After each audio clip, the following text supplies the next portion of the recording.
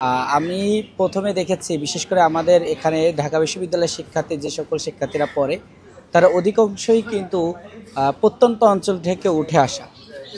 এজন্য তাদের কিন্তু ঢাকায় সার্ভাইভ করার জন্য তাদের সেভাবে বলতে পারেন প্রত্যেকটা শিক্ষার্থীর এই মুহূর্তে দরকার যে তাদের হয়তো পার্ট টাইম জব অথবা টিউশন।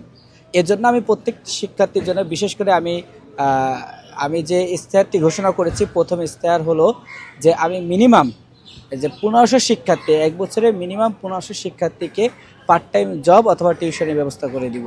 আর নির্বাচন তো নিয়ে আপনারা দেখছেন ইতিমধ্যে অনেক তালবানা হয়েছে, অনেক অনেক কি বলা যেতে পারে, আমরা অনেক হ্যারাসমেন্টের শিকার হয়েছি এবং আমাদের বিরুদ্ধে বিশেষ করে আমাদের নির্দিষ্ট একটি প্যানেলের বিরুদ্ধে সবাই আর কি যৌথভাবে যে প্রোপাগান্ডা ছাড়িয়েছে এবং স্পেসিফিকভাবে আমাদেরকে আক্রমণ করা হচ্ছে, সাইবার বুলিং বলেন সেটা করা হচ্ছে। এই জায়গা থেকে যে নির্বাচনের যে পরিবেশ আমরা কিন্তু সেটা এখনও দেখতে পাচ্ছি না। বিশেষ করে প্রশাসনের যে ভূমিকাটা কিন্তু বারবারই প্রশ্নবিদ্ধ করছে।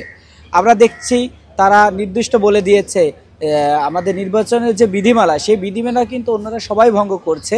বাট এই ভঙ্গ করার যে তাদের যে এই ভঙ্গ করার বিরুদ্ধে যে তারা আইনি প্রক্রিয়া নিবে অথবা তারা যে ব্যবস্থা গ্রহণ করবে, আমরা এখনও কিন্তু পর্যন্ত দেখতে পারি নাই যে আমাদের প্রশাসন সে ব্যবস্থা গ্রহণ করেছে।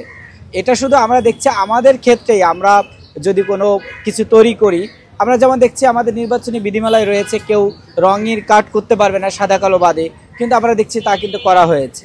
এজন্য এছাড়াও যে আমাদেরকে পারস্পরিক যে মানে কি বলে যে পারস্পরিক যে অভিযোগ করা কিংবা একজন আরেকজনকে অপমানিত করা, একজনকে মিথ্যা দোষারোপ করা, সাইবার বুলিং করা, এটা কিন্তু এখনও মানে চলতেছে আর কি, রানিং রয়েছে। তাই প্রশাসনকে আমরা অনুরোধ করব, এখনও পর্যন্ত আপনারা কিন্তু আপনাদের যে যোগ্যতার যে বিষয় এটা কিন্তু প্রুভ করতে পারেন নাই।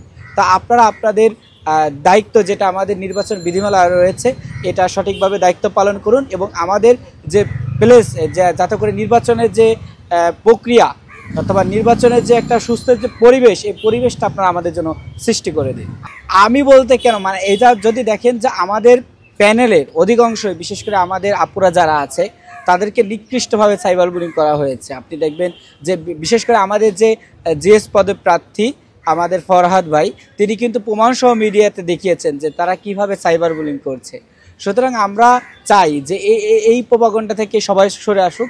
আমরা আসলে শিক্ষার্থীদের জন্য কি করতে চাই, বিশ্ববিদ্যালয়ের জন্য কি করতে চাই, আমরা এই বিষয়গুলো সামনে নিয়ে আসি, শিক্ষার্থীদের অধিকারকে সামনে নিয়ে আসি। ডাকসুর মূল প্ল্যাটফর্ম কিন্তু শিক্ষার্থীদের অধিকার। আমাদের ঢাকা বিশ্ববিদ্যালয়ের শিক্ষার্থীদের ভাগ্য পরিবর্তন, আমরা কি আসলে সেই ভাগ্যটা পরিবর্তন করতে পারছি কিনা, সেই ভাগ্য পরিবর্তনের জন্য আমাদের কি কেস্তার আছে, আমরা সেগুলোর সামনে নিয়ে আসি, কিন্তু আমরা একে অপরকে কাদা ছোড়াছুড়ি না করি, এটাই আমরা প্রত্যাশা করি।